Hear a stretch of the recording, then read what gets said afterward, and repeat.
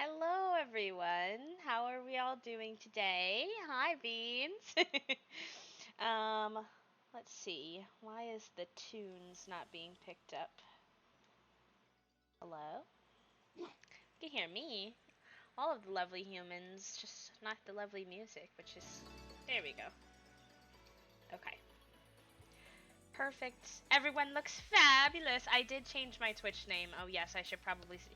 This is our first stream with the new name, so y'all are probably getting going live notification. You're like, who is this and when did I follow them? I don't think I know who that is. We changed our Twitch name, yes. So happy Sunday morning here, time zone, wherever you all are. We are live here today with the lovely Atmos, who will introduce himself in a few minutes here. But I just want to let you all know what we're up to today. We will have our Humans of Twitch session this morning. If you do exclamation point show in the chat, you can get a little information about what Humans of Twitch is. If you do exclamation point guest, you can see a little bit about who Atmos is, although he'll also introduce himself IRL. um, but after the show ends, we're going to be touring the Trans Women of Color Collective Sims shells, and we'll be raising funds for the Trans Women of Color Collective for the last day. The campaign ends today. So if you have been wanting to participate, but then I went on break and I disappeared and you weren't able to donate, you'll get one more last chance today. Otherwise, yeah, that's kind of the gig for today. We're also kindly sponsored by the Hoodie, although I will simply be telling them we are in the middle of a heat wave and I am not putting on a blanket hoodie. Not for anybody, not for anything, as much as it is very cozy and very nice.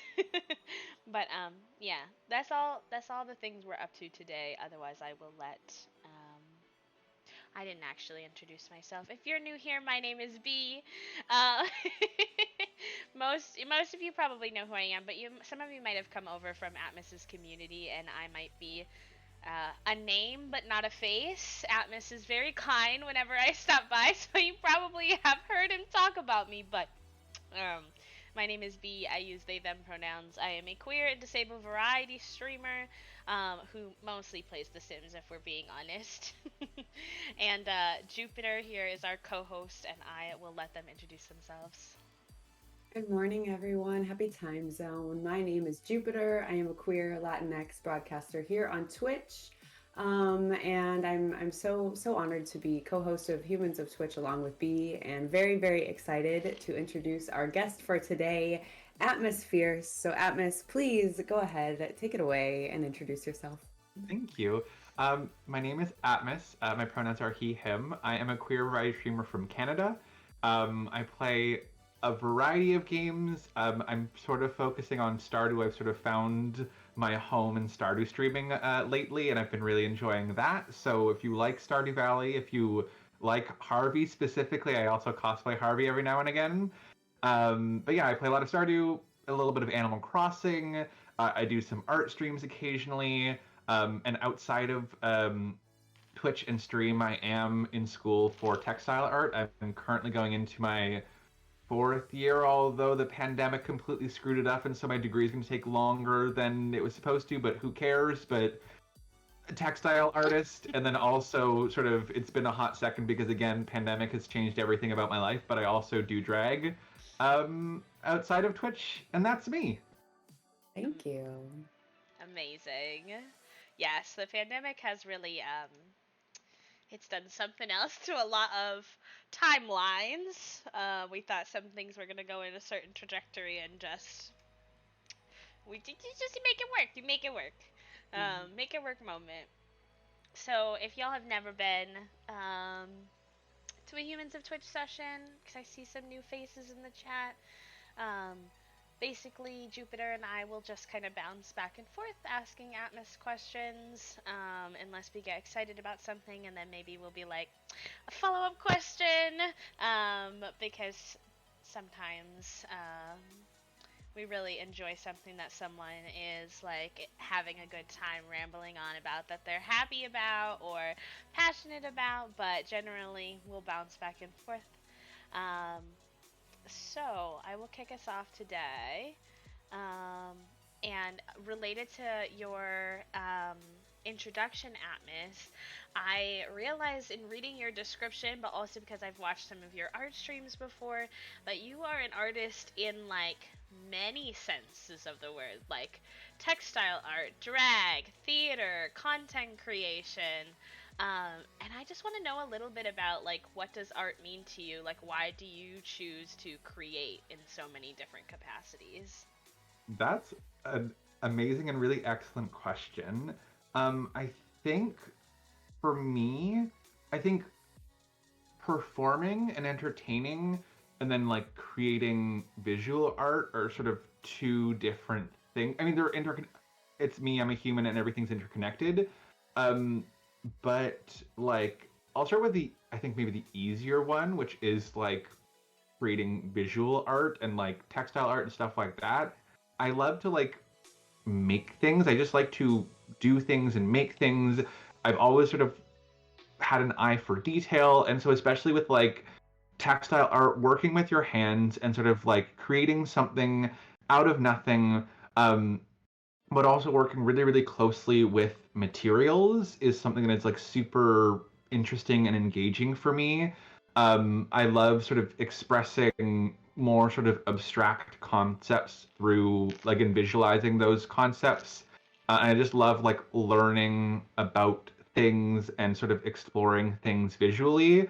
I think even if you are not like a artist, I think it's really important to like do art because I think that it's such a specific thing and it unlocks such a specific part of your brain that like even if you don't think you're an artist, I 100% recommend just making some art because sort of through university I've been forced to do more like quote unquote traditional art. I've had to do drawing classes and things like that and I've found and I've learned that like even though I consider myself more of like a textile artist than also a bit more of like a performance artist and entertainer, it's still really important as a human being to be creative in like a visually artistic way because I think there's just like there's something so unique about everyone's brain and everyone creates art differently and everyone sees the world differently and then everyone translates how they see the world into whatever art medium differently. And so I think that's what's really interesting to me is sort of like the way that creating visual art really works to sort of show your perspective on the world in a way, if that makes sense. So that's sort of like why I love visual art and like specifically my personal interest in creating visual art is like exploring my queerness. I really like looking at like pop culture. That's what influences a lot of my work. And I also am really interested like specifically in like women in pop music and the connection that a lot of like queer folks have to like the divas. I could go on forever about it, but like that's sort of like my area of interest, but like that might not be something that other people know about or care about, but like through my art, I can share sort of my perspective on that, which I think is really cool. Um, and sort of like connected but separate answer, sort of performance art. I've always like loved performing. I've had a deep love for it since I was very, very young. I musical theater kid. I went to a musical theater high school, and I did not care about grades. I only cared about performing, which I don't regret. But I look back and I was like, maybe I should have worried a little bit more about math because I still don't have my times tables memorized very well. And you know what? That's on being gay. But yeah, I've always loved like performing, and so sort of I don't I it just I enjoy that like connection with an audience, sort of that sharing and entertaining and just sort of that whole thing. And so I think that's what brought me into drag is that sort of like sharing entertaining but also having that creative control because if you're like say you're doing a musical there's only so much control you have over what you're doing. You have a character that's written for you, you have a director and a choreographer and someone that's sort of making almost all the shots called for you, whereas when you're a drag performer like you are doing everything yourself, basically. You are your costume designer, you are your musician because you're making your mixes, you are your own promoter, you are your own makeup artist, you are your own choreographer. Like, you are doing everything yourself, which is a lot, but it also allows this sort of like creative control and freedom that you don't get with sort of some more structured traditional performance art forms. And so I think that's what really drew me into drag. Um, and then sort of Twitch drew me in because I think a lot of people don't think of it this way, but like at the end of the day, when you are on Twitch, you are like an entertainer. You are like, that's what content creation is. I think people really forget that like content creation is performance, it's entertainment. And I think what I love is there's this extra level of connection that you do get with your audience that you really don't get with almost anything else. I think, and that's my favorite part about Twitch, is that I get to entertain, but I also get this immediate feedback and this immediate deep connection with people all around the world, which is like absolutely incredible. But I think that also like I always have to remember that like it is, at the end of the day though, it is me to a camera to a bunch of people. Like, it is a bit of entertainment, it's performance, and I have to sort of like bring the curtain down, and I have to sort of set the boundary of where the stage is and where the audience is, and sort of like, which I think can be really tricky with Twitch. But that being said, I just love to entertain, and I love to connect with other human beings. And I think that like Twitch has really allowed that for me, which I'm very excited and like grateful for. That was a long answer, but you know what? We're here to talk. Yes. That's exactly what we're here for. That was perfect. You don't ever, for no question, don't feel rushed, because we have like a set of questions, but the goal is never necessarily to get through all of them. So if you're Mhm. vibing and you have things you want to share and you've got a tangent over here, you're like, that's not exactly what you asked, but I thought of it and I want to talk about it, then that's fine. Oh yeah, you're gonna have to cut me off. Trust me. No. we We will we do think no that such thing. me and I have kind of agreed that we think that's kind of where the magic lies. Like we always every week sort of set out like a loose structure of questions Mhm. just based on, you know, the information you provided on your interests and your skills and your life. But that was amazing. I'm engrossed in hearing you talk about all the things you love. So that's exactly what we're here for. Hey. I'm so glad that we got into musical theater right away, because as soon as I saw that, I was like, we got to talk about this. As a fellow theater performer, I was so excited to see that you love musical theater and drag. So I have a two-part question. What is your favorite musical theater production you've ever been a part of? And on the flip side of that, what is a dream role that you have? Really good questions. I think the favorite production that I've been a part of would probably have to be, it was sort of right out of high school. Because also I took 5 years break off of school. I went from high school, I worked retail for 5 years, and I'm currently in my undergrad right now. So like I took a big 5 year break.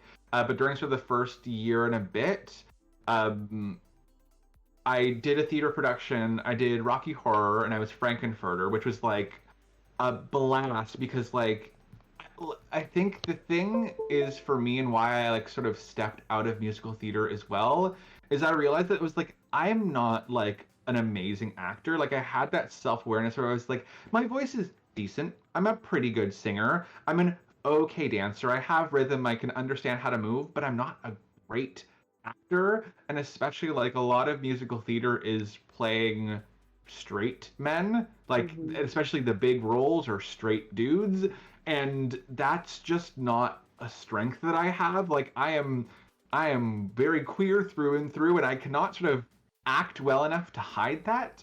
Um, and there's not a whole lot of queer roles in musical theater. There just isn't. And so that's what I really loved about Frankenfurter is like just the absolute like camp, and the fact that like I didn't have to worry about like playing the role realistically. I could really just exaggerate everything, and that's what I loved to do with that role is just like amp it up to like level 9,000 and just go ham and like if you're not familiar with Rocky Horror, it's absolute camp, like Mhm. definitely content warning for a lot of sexual stuff, but like a camp classic. But like my death scene lasted for like literally a minute and a half because I would just cough and roll around on stage. It was amazing. It's incredible, and I loved it very much. So it's probably my favorite production, but that's also sort of like the last production I did because I think after that I really realized that like just it wasn't for me. I wasn't going to be successful in it, and I was just going to be struggling with it for a long time. And so I think like maybe that's why I hold it really fondly and like close to my heart, but also I sort of am like that's also when I realized like this is the kind of role that I'm good for, and that's it's kind of one of the only roles out there for a major musical that's like that. Yeah. Um, so Valid. so Which is that's my favorite so role. interesting given how many queer people are in musical theater, that Oh, there are absolutely. not a lot of, like, I wasn't a theater kid, but I do know that musical theater is incredibly queer, like, dominated, and yet there are not characters that necessarily portray Yeah, I mean, queerness as luckily it's often. changing. You do have a lot of new musicals that have like queer representation. You have stuff like Prom. One that's the one that comes off the top of my head. But you have lots of representation. But like again, there's a huge catalog, and people aren't always pulling from contemporary musicals to do productions. Like that's just people are gonna do The Music Man. People are gonna do Right. Oklahoma. People are gonna do all The classics. the classics and the old Yep. stuff that just has a straight dude and a straight girl and it's their love story and like if you're gay you're in the background dancing and that's about it. So yeah, that's sort of like my favorite production, but also the reason why I got out of musical theater really, and also kind of why I got into drag because it's like you can be super campy and queer and like that's the whole point of it. Yeah. Dream role though, like I definitely have like a handful. um I love Little Shop of Horrors. I would love, love, love, love, love to play Seymour. Like that would be a dream. I adore Little Shop of Horrors. It's probably one of my favorites. Um, what else? I would love to be in a production of Xanadu. I don't care what role I play. I would maybe probably mostly though love to be a muse because again they get to be campy and gay and they get to ride around on stage on roller skates, which is something I'm 100% here for. I would love to do Rocky Horror again. What else do I love? I think those are like the ones that really like have stuck in my head, and I've been like, these are the ones that I'm like, yes, I would drop everything to be in a production of this. 100%, yes. I love that. Great answers. Thank you. I don't know anything about musical theater, so I'm just like nodding along, like, Yeah. yeah, absolutely. We're just Sure. nerding out just a little bit. No, I love it. Okay, I love it. if folks are familiar with my stream, and if you're not, like most of my alerts are also musical theater alerts, which like people are always like, sorry, did I just hear Elle Woods say, "Oh my God," because someone subscribed? And I'm Hmm. like, Love. oh yes, you did. And also, if someone gifts a sub, you will have the final riff from Defying Gravity play. So like, just Just yes, consider like, it. it still exists in my life, and I still hold it very dearly. But it's also yeah, just something that I realized that it wasn't the career for me. It just wasn't going to work for me. Oh That's my fair. gosh, so valid. Um, so you talked a little bit about like taking a long break between high school and when you decided to pursue textile art. And just like I don't know, as someone who like did quite the opposite of that, I like plowed through, which had its own like pros and cons, I'm sure. But like, I'm very curious about like what did you do during that period, and what do you think like you learned about yourself take during that break? Yeah, I think so. It's really interesting because I would literally, I didn't forget that I had this like today, but like yesterday, because I know I sort of put that down as sort of one of my like big things that I like really think is formative to me and who I am right now is that 5 year break. I literally talked about it on stream yesterday. We talked about like taking time away from school. Like we just got into it and we talked about school and stuff like that. But like it's something I'm super duper like passionate about is like if you are young enough, or whatever, if you're in the point in your life where you are not yet in university, you are currently making your way through high school or ending high school, and you don't know what you want to do for university, don't. Just don't. Like, I think that, like, societally, there's such a pressure to have this, like, pipeline and this, like, through line of going, okay, you go to kindergarten, and then you go to grade school, then you go to middle school, then you go to high school, then you go to university, then you graduate, then you get a job. Like, it's da da da da da. It's push, push, push, push, push.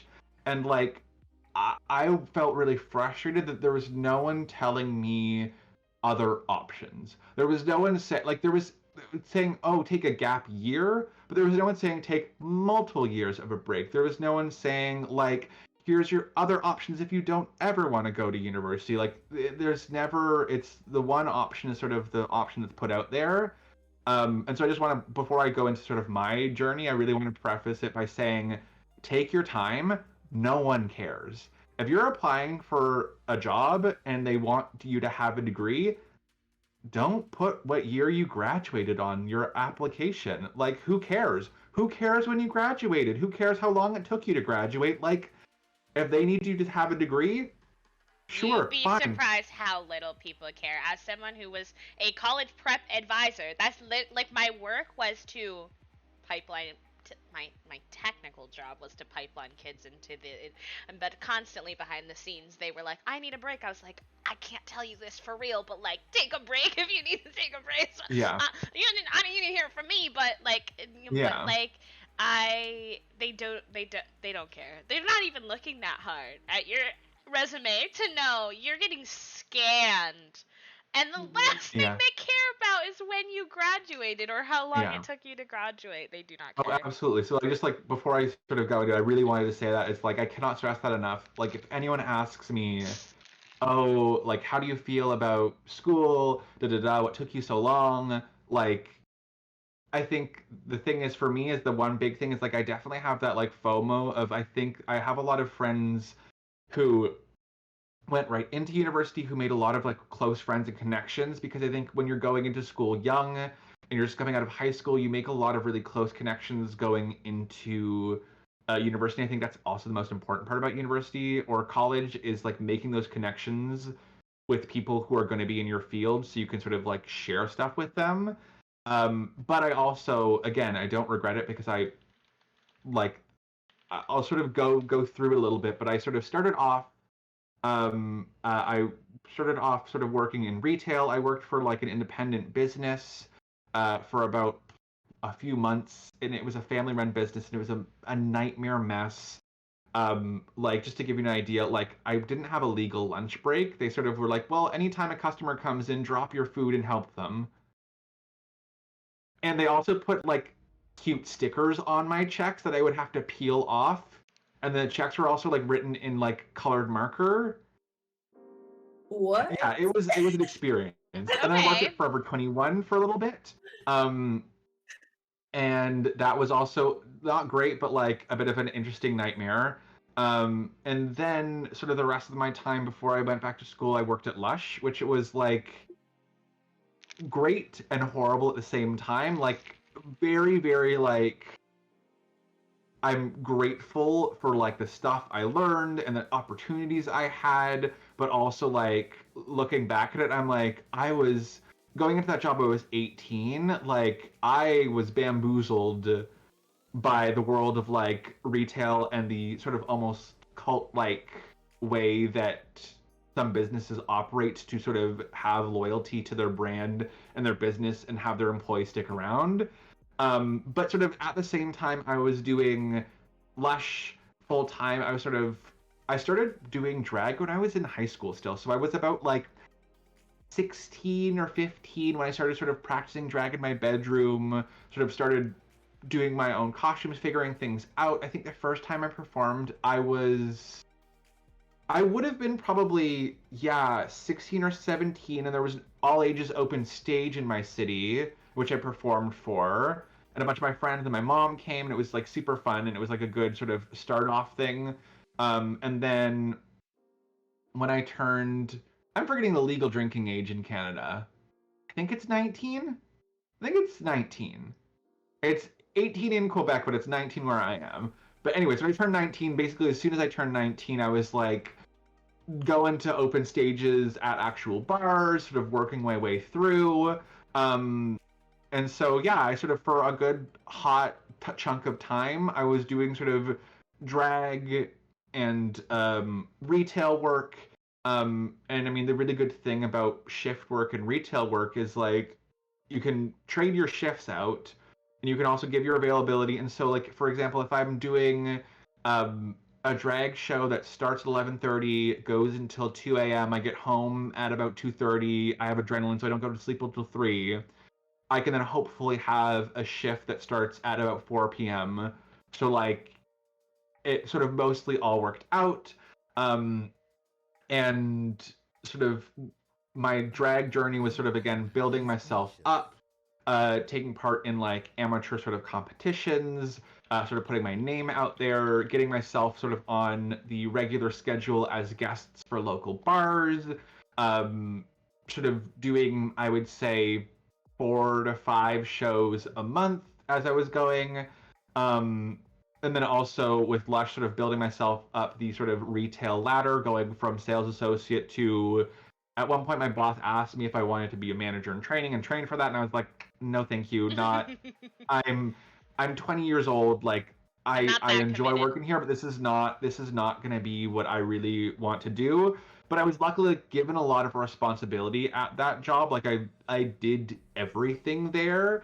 Like I did ordering stock, I did training, I did what else did I do? I did like floor managing. I did like everything there. So I learned a lot about like retail and interacting with human beings, um, and sort of stuff there. And then in drag, I learned a lot about like networking and my own creativity, and like especially through some drag competitions. I did sort of like a bar version of Drag Race where basically we had like themes each week and we had a week to create a number to that theme.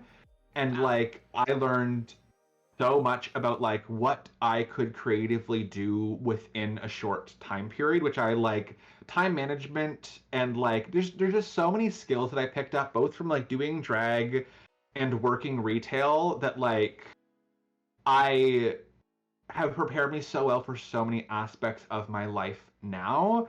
And I've also met, like, if I didn't start doing drag, there are so many people who I just wouldn't have met. Like, I have, like, folks who I consider, like, family, who are my close, close friends, who I hold, like, dear to my heart, who I just probably wouldn't have met or wouldn't have been as close with if I hadn't had done drag, because I think just, like, yeah, I connected with so many people. Um, and I mean, also, like, drag has given me so many opportunities. For example, I went to Vienna and the UK for free when I worked for Lush because I did drag. They Wow. basically, like, had me, there was a conference in Toronto of all the North American managers and looking for a host for that. And I was like, I do drag. I live in Toronto. I'm like, I can do the thing. And they had me do that.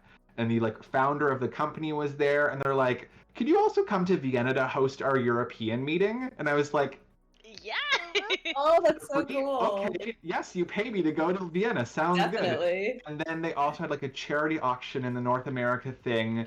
And again, one of the founders of Lush was like, if you get the charity auction prize, like up to this amount of money, because the prize was a trip to the UK, and like you get to spend time with the founders making products and yada da da da.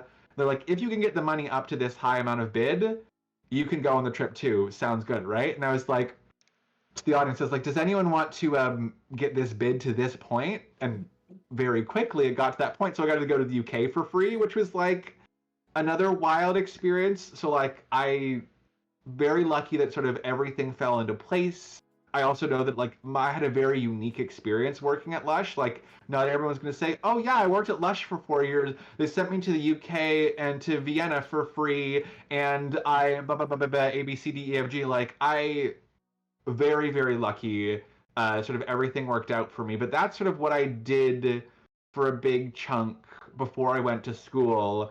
Um, and sort of right before going into school, I think I started dipping my toes more into drag queen story time, which is sort of the main thing I've been doing for drag more recently.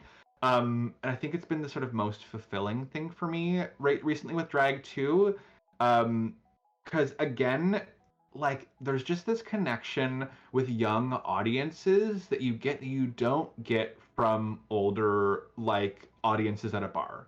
Because a lot of the time, and I know drag is structured sort of differently everywhere else, but with the way that drag is structured in my city, it's not as much you go to the drag bar and the show starts at midnight and each queen does a number and then there's a break and they do a second number and that's it.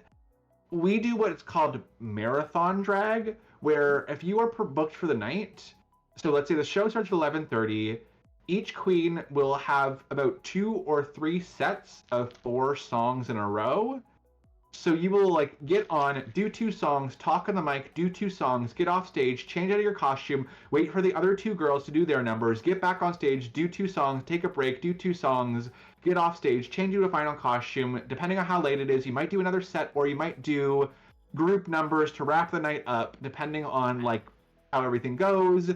You wrap everything up. Like it's a lot. It's a lot, and it's also very easy to feel like creatively drained because if you try to do anything different or creative, it's not as well received because usually people just like top 20 hits. They like popular music that they can dance to and sort of dance and watch the performance, but also like it's sort of a tricky thing of like the drag show is not it's the main spectacle, but it's also not the main spectacle, and allows people to not pay attention to full show if that makes sense. Which means also I find sometimes me as a performer I wasn't putting my whole heart into it because I was like, okay, here's my breather song, and I'm like, I don't want to have a song where it's my breather song. I want to like perform and perform. Um, and so with Drag Queen Storytime, like I'm there for an hour. For like 40 minutes of it, I'm reading kids' stories. And like these are maybe books they've heard before, books they've never heard before, but like a performer coming in and like dramatically reading a story they've heard before with a bunch of funny voices, asking them questions. If it's, let's say, Tango and Tango Makes Two, which is one of my favorites, very, very cute book about gay penguins that adopted a little baby egg and hatchet. It's so cute. But like I the can first part's already about a imagine you zoo, and being so it's so good at that. like how many of you have gone to the zoo before? What's your favorite animal? And like kids sort of yelling back like cat, lion. It's the sweetest thing. And then also just like the like engagement, like these kids are locked in and they are all eyes on you. Like you have their attention so intensely for that time. And then like performing for kids, like I lip syncing for kids is so much fun because like you just play it up and it's so fun and silly and you can do the silliest thing when like flossing was the thing, throwing flossing into a drag lip sync, the kids went crazy. Like it was my favorite thing to do, to be like near the end of my number and just start flossing and the kids were like Yeah, yeah, yeah. blown away. And then also because like a lot of drag queen story times are done at libraries, and so like parents are there. You just take pictures with kids. You get to hold babies, which I think is like the wildest thing. Like me, a full drag queen in the middle of the day holding an infant is like so bizarre and incredible. Um, I also think it was really interesting because it sort of is this moment for parents to like have a semblance of nightlife again, but also go to their with somewhere with their kids, or a place where parents can bring their queer kids. Like there were kids who were 4, 5, 6 who were like their parents were like, "This is so special for my kid." Like you know why? And like it was so nice to be able to be like, yeah, like I'm a boy.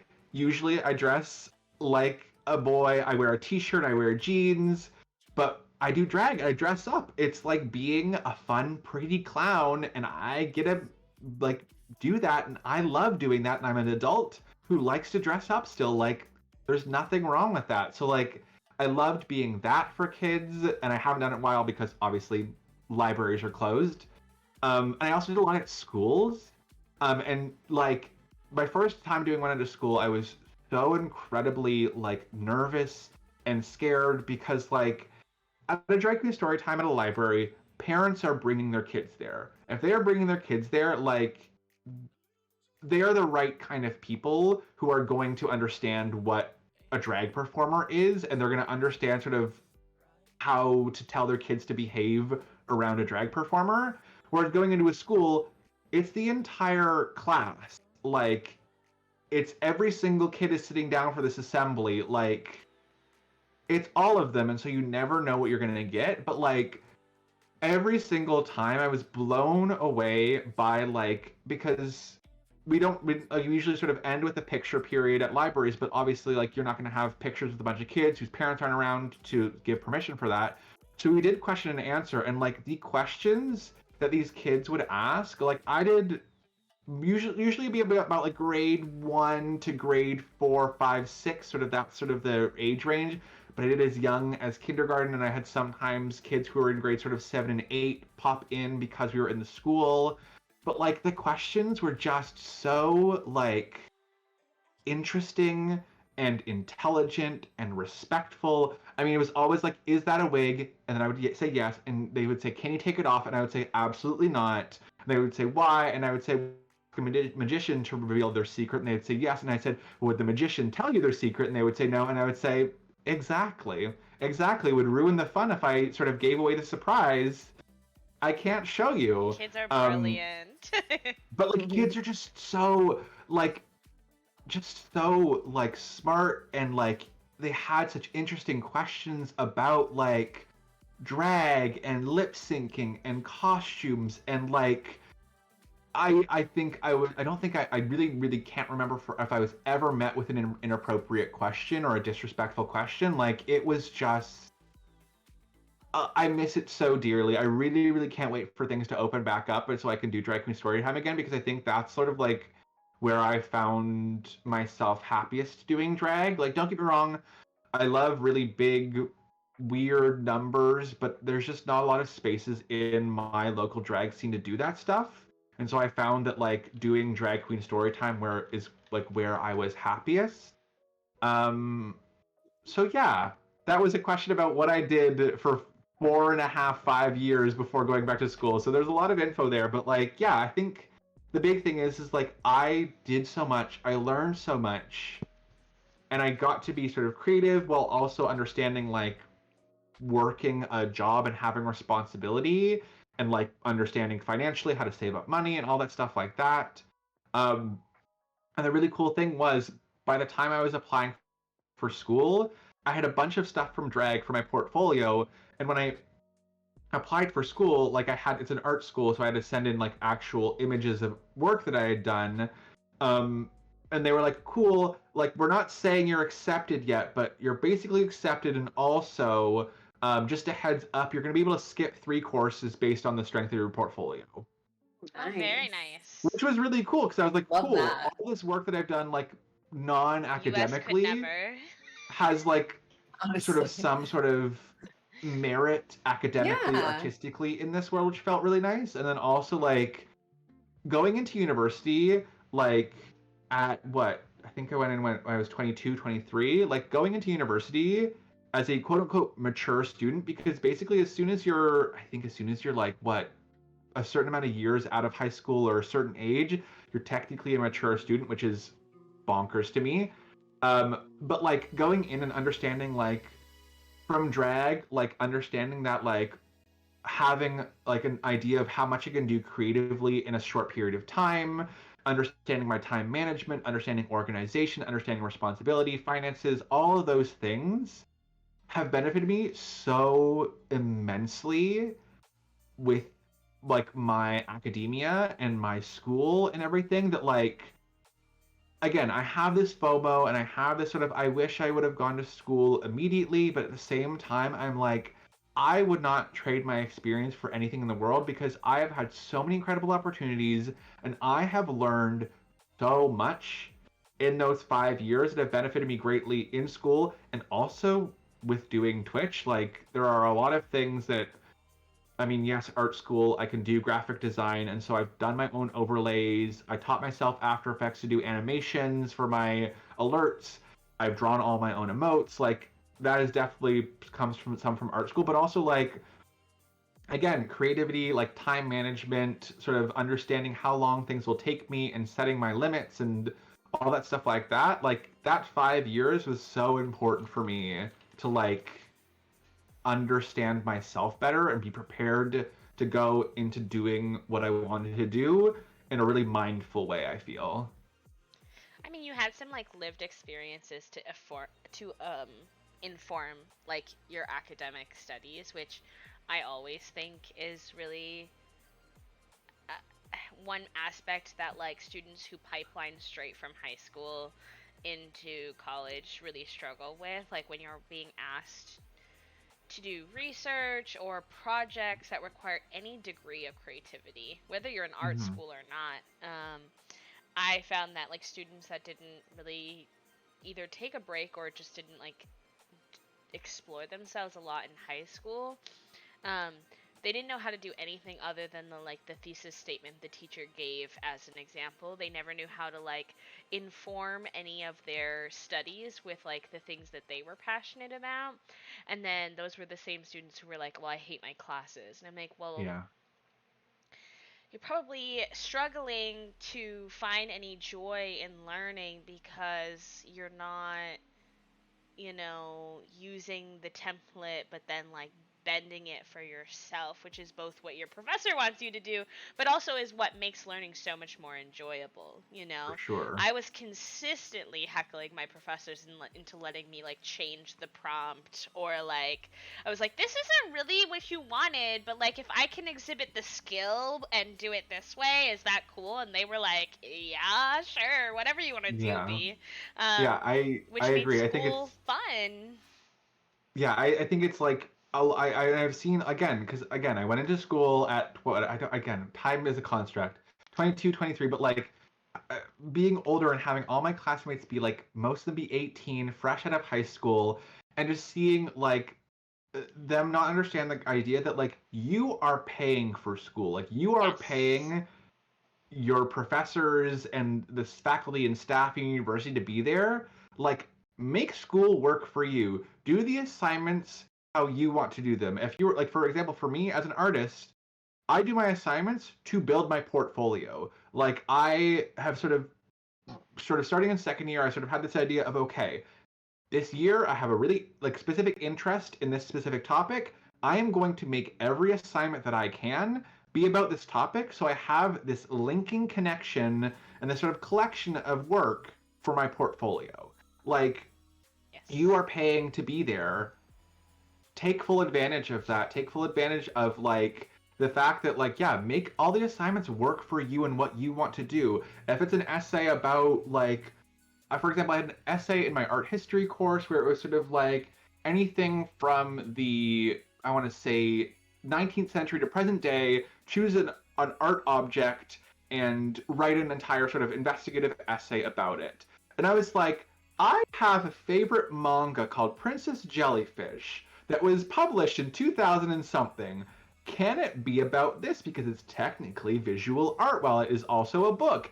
And my like TA was like, it's art. Go for it. And so I got to like write a full essay about my favorite manga, which was really, really fun. Like, make it work for you 110%. I also think that the thing that I've really realized that I'm really grateful for is like a lot of folks don't understand like you are paying so much money like to not show up to class if you're able to and to not like complete assignments if you're able to like you're wasting your time. Your professor doesn't give a shit at the end of the day. Like they're going to be teaching this course again next year and the year after they're going to have new students and like this is not me saying that like no professor cares and da, da, da, da, da. Like professors care about their job. There are like professors who are passionate about their students succeeding.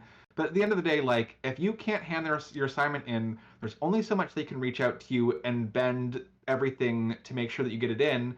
The assignments are there for you to like learn for them to give you feedback so you can grow and understand like how to improve in life and it's just like it's so interesting and like boggles my mind how many people just like especially younger students just don't understand that like showing up to class and handing in assignments helps you it helps you. The assignments are not there to like make your life miserable.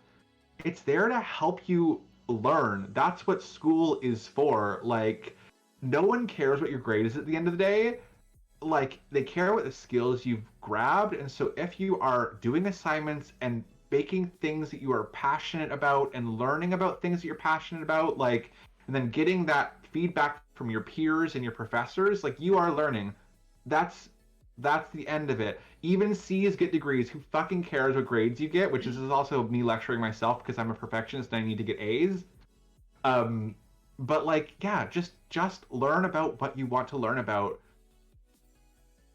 And I think that's something that I've gone into school really understanding, and it just hurts it hurts me, and it makes me so upset to see people who just don't understand that because they've been pushed into school right away. And I'm just like, I'm frustrated at you as a person, and I'm also frustrated at the system that has like done this to you because like, yes, you have responsibility as an individual to like be responsible for your own education, but also like it's also very likely that no one's told you and you haven't been able to learn that this is how like university is supposed to work, and so you're just like floundering and you're trying to impress your parents and you're trying to impress and you're trying to go through this whole thing, and it just, again, every time that I think about, oh well, I wish I would have gone to school earlier so I was graduated earlier so I could move into a career earlier, yada da da da, I'm like, no, I'm in school and I have all these tools and I'm going about school a way that I feel really good about. And also, again, I wouldn't really have done drag as much. I wouldn't have met the friends I've met. I probably wouldn't be doing Twitch if I didn't take that 5-year break off. Like, there are just so many things that I've done because I've taken my time that, like, as much as there is that FOMO, I'm still really, really grateful that I took that time and I waited and I learned so much before going into school. Yeah. I think that that's the best way to do it, honestly. Like I love that you are so open about, just telling people your path because it's different than the typical sort of high school right into university path that many of us had to take. Because I think that, like you said, it's the system, and so many of us, I mean, I went to college when I was 17. I wasn't even 18 yet. So I was so young, but I was told this is what you do. This is what's expected of you. And gosh, if I could go back, I would probably take time before I went, and I think a lot of people would. So good on you. I think that's wonderful. And I'm glad that you share your experiences with that, because I hope that that is changing. I really, really do, because I know myself and so many of my friends who are now sitting here years later in so much debt. And maybe we would have gone into different professions. Maybe we would have whatever, whatever, whatever. It's like that could be prevented for so many people, to just maybe have a more clear plan, maybe know a little bit more about yourself before diving into at least 40K of debt. Yeah, you well, know? and like providing structures to support other approaches, because Yeah. I think that, like, for me, the story I was always told, the narrative I always heard was, if you don't go straight to university, statistically you're very unlikely to ever go. And let's like break that down. The reason is there's no support for adults who want to pursue school.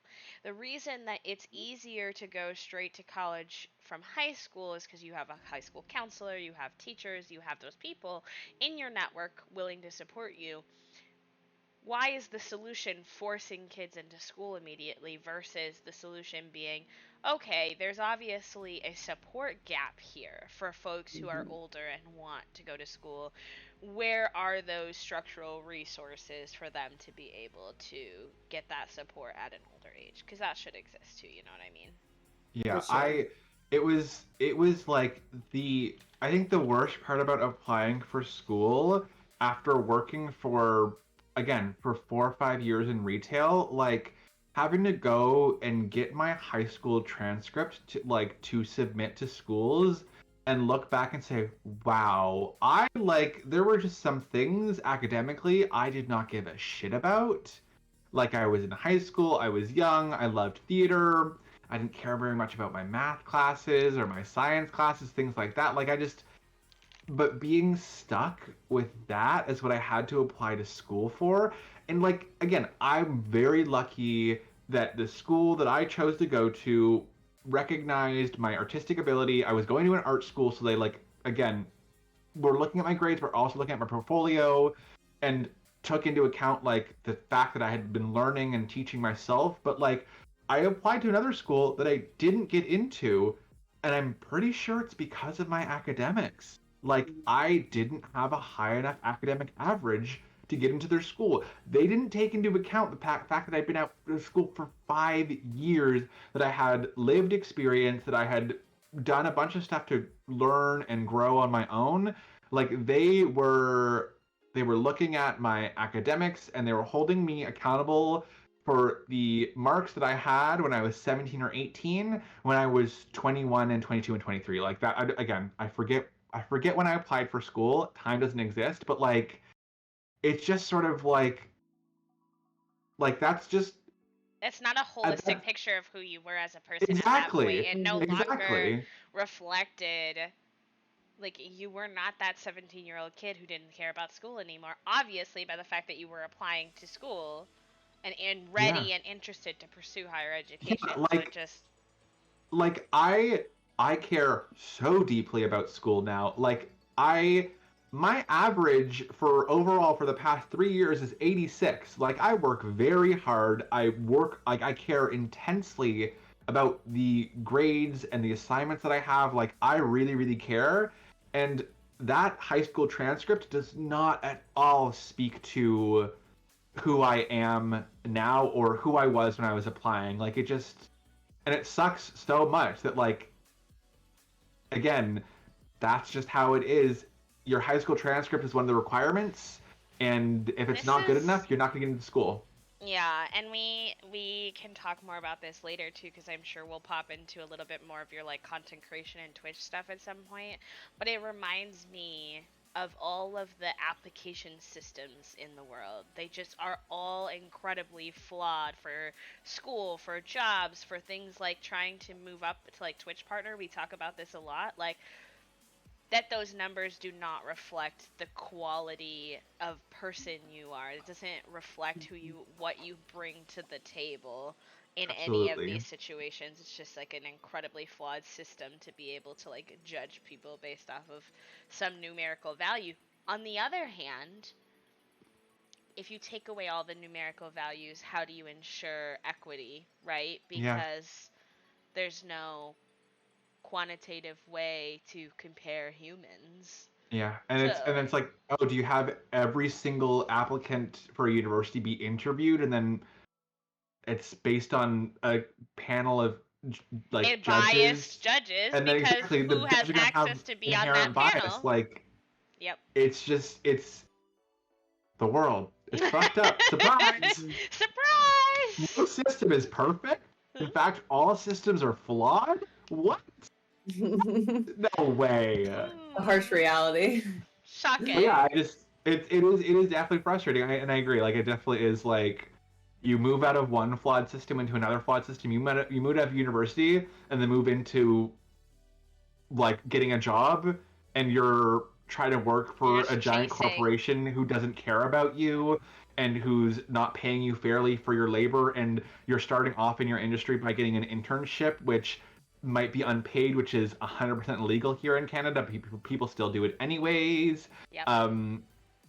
Or like, and then you're just It's why in the pandemic we see so many people quitting their jobs, pursuing art, pursuing yep. entrepreneurship, pursuing independent like financial freedom.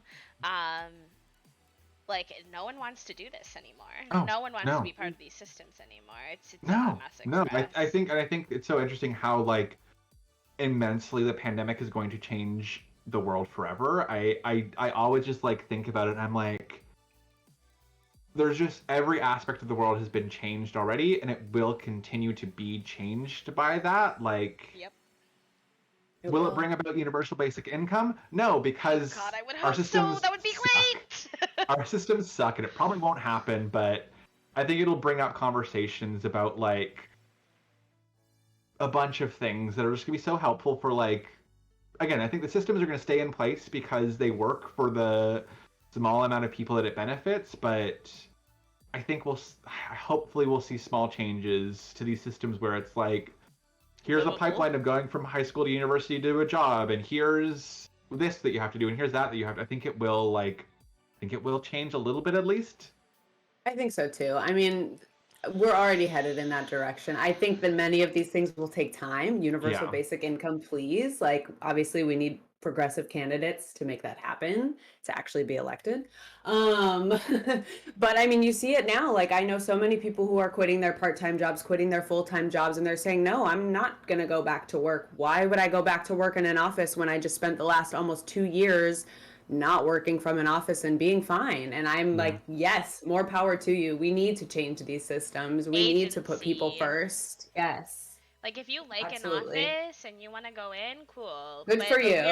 we're at a point where agency is like a priority. Like people should be able to make these choices for themselves in terms of what serves them and how can they best contribute to a space, whether That's Oh, that's right. from 100%. home, from work, whatever. Um, okay. I feel like we could go on and on forever, but let's take a Oh, quick absolutely. break and then Yes. we'll come back and Choopy will ask a new question and we'll go down another fun rabbit hole. Sound Yay, good? rabbit holes. Sounds I'm good. I'm loving them already. We'll be right Yeah. back, friends.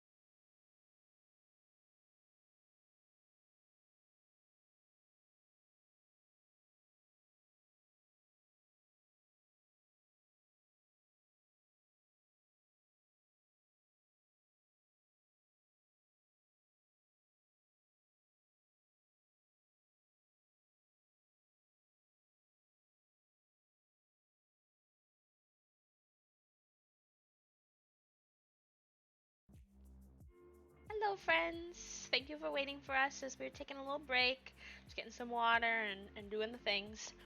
And Costume changes because overheating, all that. costume changes because over. Yeah, it's freaking hot everywhere. It is. Well, not everywhere, but it's hot in a lot of places right now. Nightbot, we're not playing a game, love. Like you're trying real hard, but Nightbot is present today. Nightbot Not is right, like but to B, save the game, and you're like, save the game of What game? life. I don't know what you want from me. like Yeah. I'll download the VOD and put it on YouTube. It'll still be saved forever. That's We'll do but that. I wish there was like a save button in real life, but that's just not quite how it works. We're on auto save. Yeah, we are. My goodness gracious. All right, we're back in business. Droopy, if you want to kick us off with something, Yes. whatever direction you feel like going in. Well, I feel like we've just gone on this absolute beautiful journey of sort of like your life journey, Atmos, so far, and going from like your break and then going to university, the different types of art that you've done, and now I think naturally we're getting close to maybe the start of your Twitch journey and content creation. How did that come about for you? And just tell us all about it. I'm so excited to hear about this. yeah, I would love to. I mean, I think I had a similar experience to a lot of people where like pandemic equals discovering Twitch equals starting streaming. Like that's to simplify it. But like for a good while, I've had sort of friends say like it is very entertaining to consume media with you. Like like I had one friend who would watch Chopped a lot, not because we liked the show, but because he's like your commentary on this television program is thoroughly entertaining. Because am I a professional chef in any way, shape, or form? No. But will I be like, you fucking idiot, why are you using the ice cream machine? You don't have time for the ice cream machine. It's not going to freeze and you're going to just have a soup. Absolutely. Because I've watched enough of the show to know that they're making a mistake.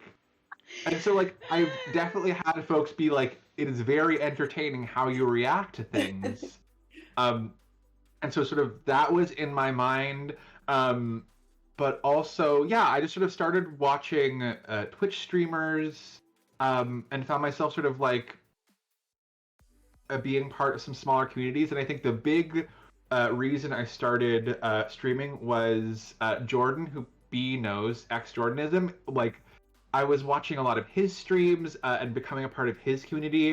And I was just, I don't know what it was, but I was just sort of like, just seeing that, being a part of that, I was like, I want to do this. I really, really want to do this. Like, I want to have this connection, have this interaction, play these games like in real life. I love when you can just hang out with your friends and like all be sort of doing things at the same time and just sort of sharing the space together. Like I love like someone sitting on the couch playing a game on the screen and someone's scrolling through their phone and someone's typing up something on their computer and like we're sort of all in this space together and like there's sort of the one thing that's happening on the screen but then everyone's sort of doing their own thing and I just sort of was like I would love to like do that digitally for more people and I think it, like obviously I love entertaining, I love connecting with an audience and so that was definitely a huge part of it.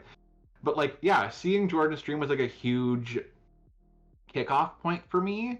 um and I think the thing is also like I like live stuff. I think like planned. I've known this for a while, but also like as my Twitch journey has gone, like planned content and like filming stuff and like all that sort of stuff like is a lot more stressful because I'm a huge perfectionist, which is like I think one of my biggest like assets, but also one of my biggest flaws is like I need everything to be perfect. I need it to be exactly how I pictured it. And so like huge anxiety about like making sure that things are the way they should be. But with streaming, there's only so much you can do to prepare, and then it just sort of happens, and then you click stop streaming, and you're done. And that's that. It's happened, and I just really enjoy the live aspect where I can sort of let my anxiety fly out the window. I can only prepare for it so much, but then when it starts, like I'm in the zone and I just get to do the thing.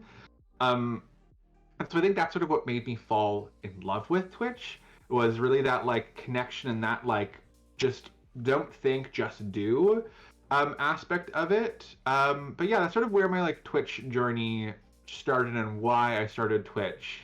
And I also have to like say I've definitely like taken a lot of inspiration from B because I found B very early in my journey, and I like definitely had to send a lot of messages to B, be like, B, can I add a sorry command?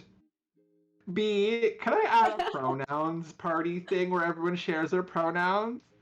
That thing. Like B has been very inspirational for me for like creating a community of lovely people who care about each other and are very like supportive and like careful about how they go about interacting in a digital space because I think the anonymity, blah, blah, blah, blah, whatever that word is, people being Anonymity? anonymous and Anonymity?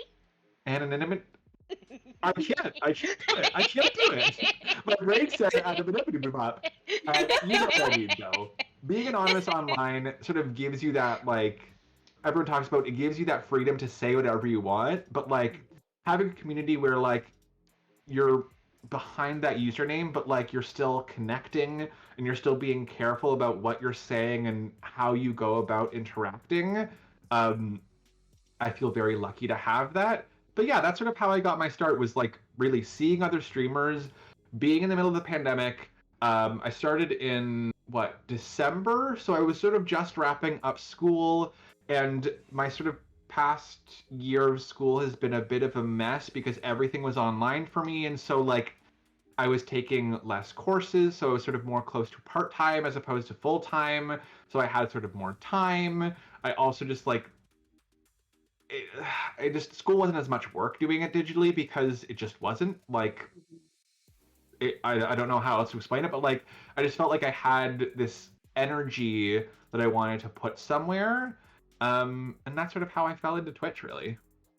I love that. And I love that you spoke about sort of the live performance aspect of streaming because I agree. And for those of us who have done theater or dance or band or orchestra or anything creative that's on stage for a live performance, I think that Twitch is its own version of that, and it's so cool because yeah, like you said, you just once you start streaming, you're there. Whatever happens, happens. You just kind of roll with the punches and have that energy shared with whoever's there at the time. And that's my favorite aspect about streaming is like a live performance. You sure you can go back and watch the VOD, but to interact in real time, to feed off that energy from the streamer to the viewers and back and forth, you had to be there. And I think that there's something so magical about that.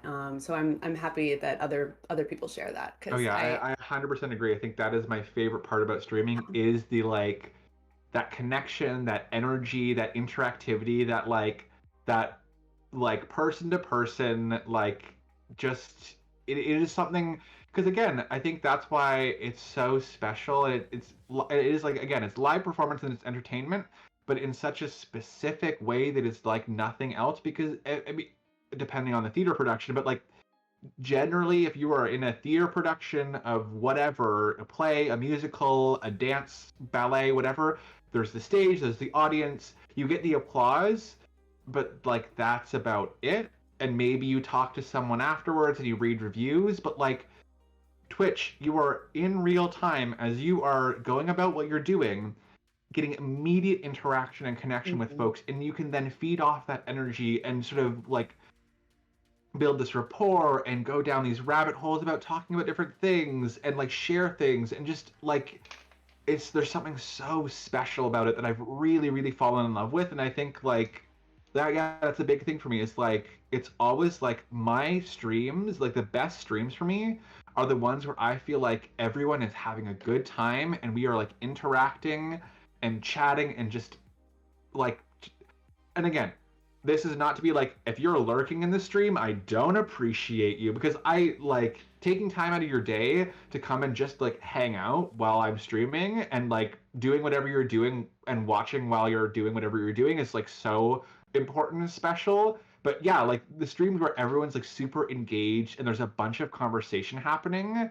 like they just feel like Magic. there's just something special about them. And I feel like you probably both know what I'm talking about, where it's like there's Mhm. just those streams where you're just like, wow, that was a really good one. And you're like, who cares what my view count was? Like, who cares if I got any raids? Who cares if anyone even followed me today? Like, I had such a lovely time interacting with other human beings during this chunk of time that I like feel lucky and I feel like it was an amazing stream because of that. Absolutely. Yes. It's beautiful. Absolutely 100% know exactly what you're talking about. Um, those moments are really special and really hard to. I don't know about anyone else, but like my brain just wants to recreate that every single time, and like recognizing and creating space for like the challenge and beauty, the like quite bittersweet nature of a live performance is that it you don't have that control, right? So Hmm. you Mm-hmm. literally have no idea what that day is going to entail. Like you have a basic idea, we're going to play this game and we're at this point in that game, and maybe these are even a couple things I know I want to talk to the community about today, like things that have happened in my life or things that we're going to do together as a community I want to update them on. But other than that, it is just it's gonna It's a be what it's gonna be, and you're gamble. just gonna have to like, as one of you said, like roll with the punches. Mm-hmm. It's such a niche experience that if you haven't done it, it's almost inexplicable to help people understand what that is like. But it is very cool. It's the only word it's just No, magical I agree. sometimes. I think there's really, It's again, like cool. I said, there's nothing else like it. You can sort of compare it to like some other things. You can like sort of compare it to like, I don't know, like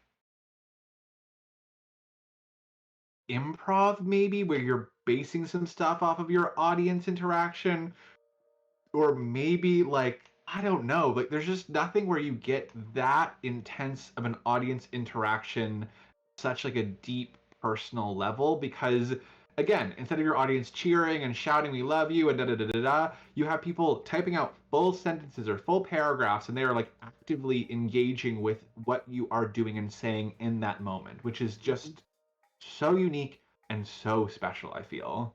I Yeah, agree. Toasty said explaining Twitch to non-Twitch humans is very hard. It is. My parents are always like, "So your job is like you play video games on the internet?" And I'm like, "No, but yes." Like I'm just going to say yes to you Yeah. because I can't. Like there's no way for me to help you understand what this is. Yeah, no, my mom understands that she's dropped into streams before, and also my mom steals the show when she drops into streams because everyone's like, Oh. Atmos mom, hello, hello, hello, hello. But like she's been like, yeah, explain to your grandparents what this is a bit of a tricky one. And you know, I'm like, you know what? Fair, fair, fair, fair. But also the thing is like, not everyone has to understand it. Like it doesn't have to be a thing that people understand. No, it really doesn't. It's I also mean, not for everyone. Like, I mean, I think that everyone there's a streamer out there for everyone. There are so many incredible streamers, and there are different types of streams. There are streams where folks just like, if that is what you want, just someone to, they're working on a thing and you can work on a thing. There are streamers like me who basically I should put myself in just chatting, but I'm playing a video game, so I guess I have to put myself in that video game category, even though it's like how much of the game are you actually playing right now? I'm like, yes, I have gotten one day in Stardew Valley done today, and we're about 2 hours into stream, and it counts. and Okay. I'm playing Stardew Valley, okay? But like, and then there's people who are like pro speedrunners. Like, there's something for everyone, Yes. and that's I think the thing that also is really cool about Twitch is there's just such variety out there. Yes, it is mainly a gaming platform, but like there are people who take this gaming platform and run with it in such amazingly creative ways that I think are like not shown enough sort of love because there are really some people who are doing such cool stuff with the platform, and there really is something for everyone out on the Twitch verse of like all of the streamers that exist out there. There is. And I think that that's something that we're really have been and are trying to highlight with Humans of Twitch. I mean, last week, we interviewed a body painter who's a Mm-hmm. creator on Twitch, and like that is just one path that you can take that's different than just doing gaming content. This platform is so unique in that you can really log on and watch video games, you can watch art, you can watch tournaments, you can watch game shows. Like it goes on and on what Twitch offers. And I think that not everyone is on Twitch yet, but I think that we're getting more and more everyday people, non-gamers on Twitch as we go along. And I think the pandemic helped with that a lot. And I think it's great. I mean, traditional media is changing, and we love to see it because, Twitch is accessible to more people. Things on the internet are more accessible than having cable, than having HBO Max, et cetera, et cetera. So we love to see it, and obviously having a variety of creators and streamers is what we need. So there's something for everyone. Oh, It's for good, sure. I think also good from stuff. that, like, you have representation so Hmm. easily and so accessible as well because, like, you're gonna turn on your TV and you see a show with, like, just a bunch of straight white folks, like, That's right.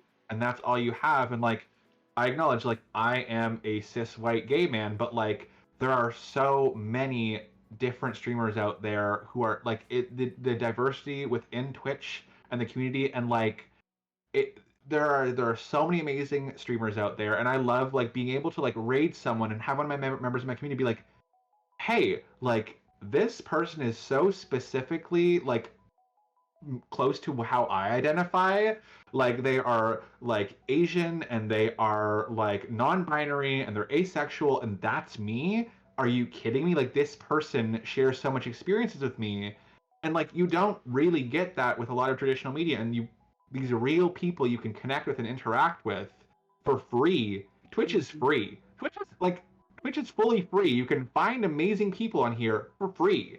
Like, it's I yeah, like, not just the variety of sort of, like, types of content, but also the variety of people who are making that content is, like, unmatched and incredible.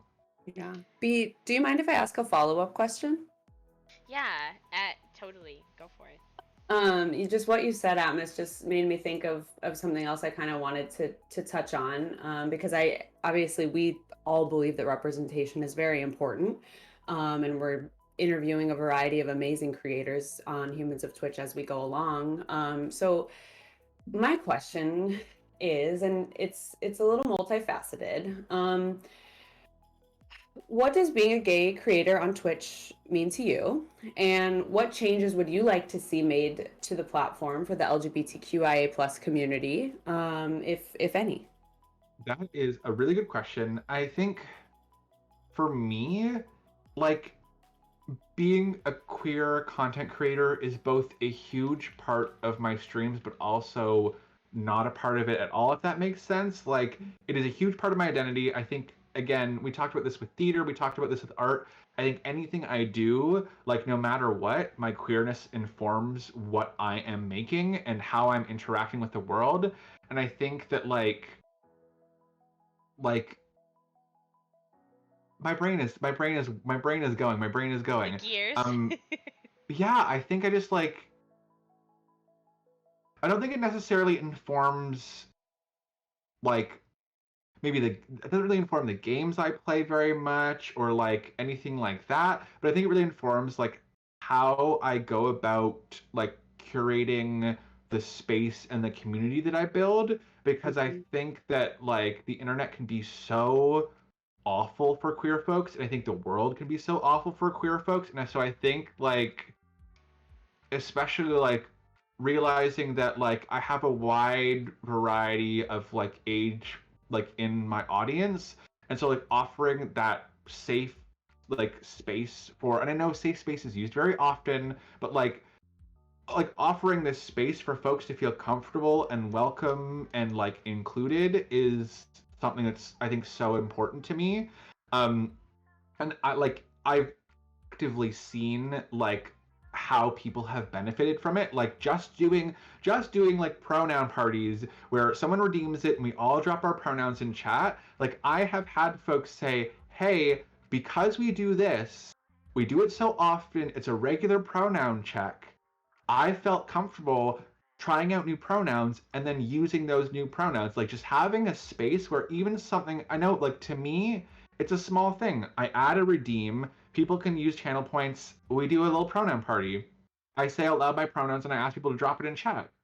NBD. It's just, but like the fact that it's normalizing that in my own space, normalizing that for other people in my space, and then to go out into their life and normalize it. It's those small, like making just small, like queering the Twitch space in small ways and queering my space in small ways.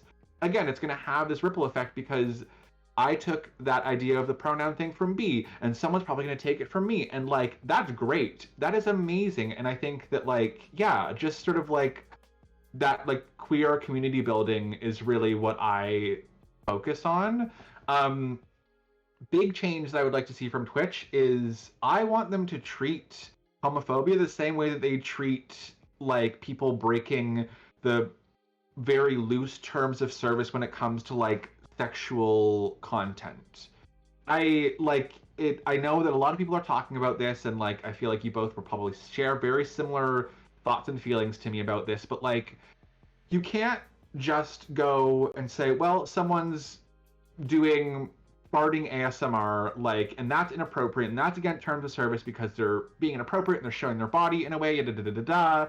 So we're banning them forever immediately. But then have someone like go out and actively harass like queer streamers or whoever, like, and you don't do really anything about that. They get suspended for 7 days, and then the only way that they actually get fully banned is because a bunch of queer folks go out and say, "Hey, Twitch, you're timing someone out from this platform for 7 days during Pride Month for harassing queer streamers." Mm-hmm. Sorry, what? Yeah, and you have to get like dozens of queer streamers to speak up and to tag them and to post videos. Like, it can't just be, because again, like, I'm sure if I had something bad happen to me, like, I'm not saying like, oh, like, but my community is not big enough and my presence is not big enough for anything to happen if that happens. It just isn't. It just isn't. No one at Twitch is going to care. Twitch is a corporation that is driven by money. If a large person on their platform is upset about something, they are going to be more activated to change anything than as someone who is smaller on their platform, because I am making Twitch less money than those other people. That's just the reality of business. They care more about the people who are making them more money. And I think that, like, it sucks. It really, really sucks. But, like, Jupiter, I know that you have been follow botted and chat botted, like, multiple times recently. I was follow botted recently, and like just the helplessness of like having that happen to you and then looking at what you're supposed to do, and Twitch says deal with it. Basically they say send us an email and let us know, but your problem, my friend, your problem. Sorry, you're a queer streamer who was using the queer tag and using the charity tag, and you were doing a charity stream for an incredibly important cause during Pride Month. You got follow botted. Well, that's your problem. Yeah. Other people no have creative option. resources. But we did our part because we highlighted the 10 streamers this month that were queer. So that's our we did our 10. They're done. We gotta go. You know, we've got, you know, our representation is there. So good luck with the rest of it. Like it's the small stuff. It's the daily experiences, and it's evident to me that they do not have queer people informing the decisions that they're making behind the scenes, administratively, systematically. Like we didn't see pronoun tags. We didn't see. Yeah, exactly. Why? And it's we only can use 5 tags, and you want to add pronouns to one of them so that we have like less options. I am queer. And 3 sets of pronouns, by the way. There were only 3 sets chosen to be included for what? I need like 9 tags. The fact that one thing to me that really bugs me about Twitch, and this is not specifically about like queerness, but this is about like accessibility. The fucking fact that Twitch doesn't have a like built-in captioning software is mind-boggling. Most infuriating thing that folks have to go out. There are people who spend like, because if we're talking about like things we have to go out of our way to do on our own, like the fact that one, I have to go and block all the follow bots myself. when Twitch Yep. should have like because it took me to block them. It took me maybe what a few hours of my computer running to block it all from the system using command or root. I did it, but like Yeah. if it took me that long, like it Yeah. shouldn't take you that long, Twitch. But then the same thing, it's like there are literally probably dozens of extensions or browser sources, whatever you're using for captioning. There are dozens of them out there, and Twitch, who takes 50% of revenue from everyone, Hmm. doesn't have the money to create more accessibility for their platform. Yeah. The technology is already created. They just Extensions need to exist. implement it. Yeah, the It's the same. extensions Okay, it's this. exist. The pronouns extension already exists. So why don't you Yeah. just take the tool that is innately already in existence? Clearly, if Alejo can do it by Hmm. himself as a random person who's external to Twitch, Hmm. why can't Hmm. they? I And you don't. know what? Pay Like, him some money, bring him onto your team, and right. make his extension. I know it's complicated, and I know like obviously like it's more than that, but at the same time, also it's not. Also, it's It's not. not. Like you are a It's not. huge, huge, huge company. You're owned by Amazon. You're owned by Amazon. Like you are a fucking huge corporation. Like you absolutely, if you cared about the platform, you would be doing more. But again, they don't care about platform, they don't care about the creators, they don't care about the audience, they care about making money. And like that's it. It's like There's it's also as no simple as reason that. you can't. I understand that structurally there are some things that are difficult. I completely do understand. So let's go back to like the tags, right? Like I understand that to do that effectively and to pull in, well, effectively is a debatable question, but they pulled in like actual people from different communities to try to make sure that it was done better, which I very much appreciate versus like just haphazardly throwing it together. But Hmm. how hard would it have been to let us know what was coming? Yeah. How Yeah. so many, especially trans community, was advocating for the trans tag for 2 years. So much time and energy and mental energy and effort went into those campaigns to advocate for these tags that it could have been so simplistic to just say, like, this is what we're working towards, this is why it's taking a little while. Hmm. I don't understand why the lack of transparency and for what, so that they can keep it like a surprise. Yeah. Yeah, it wasn't a surprise anyways because we've been asking for it for 2 years. Like I simply don't I don't understand Yeah. why they couldn't just let us know, like, this is what we're doing and this is why it's taking longer than you might think it is to make sure that it's done effectively. Yeah. I agree, B. I think transparency it wouldn't solve all of the issues, but I think that it would help us with trust of creators between the platform because like as someone who works in tech, like I do understand that these things take time to roll out, obviously, right? Like there are Yeah. devs working on this behind the scenes, there's a process, et And cetera, we're et in a cetera. It's a huge panorama, right? platform, So like but I completely it's understand. like where the issue I take is like where their priorities lie and where our trust is with the platform because as someone, for many of us this is our livelihood or our part-time job, part of our livelihood, whatever, or our artistic expression that's very important to us. And as we get 50% of our income taken, our revenue taken, I want that back in trust. I want that back in transparency. I want something back from Twitch. Since you're taking 50% of my revenue, that would be really nice.